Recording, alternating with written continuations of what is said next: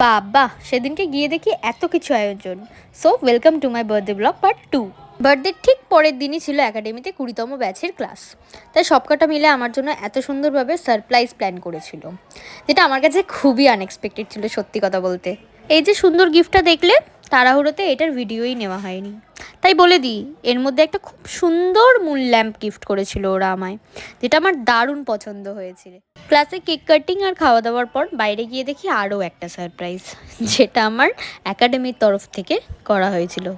আগাগোড়াই একদিনে সমস্ত বার্থডের দিনকে সমস্ত সেলিব্রেশন শেষ হয় না আমার। তাই বার্থডের দিনটা শুধু আমার স্পেশাল মানুষরাই থাকে, আর তারপরে এক এক করে এতগুলো কেক কাট করতে থাকি।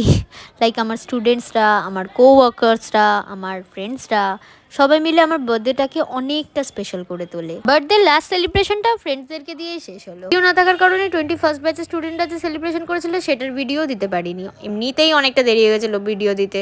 যাই হোক, ভিডিওটা ভালো লাগলে লাইক, কমেন্ট, সাবস্ক্রাইব প্লিজ, আর দেখা হবে অন্য কোনো ভিডিওতে। বাই।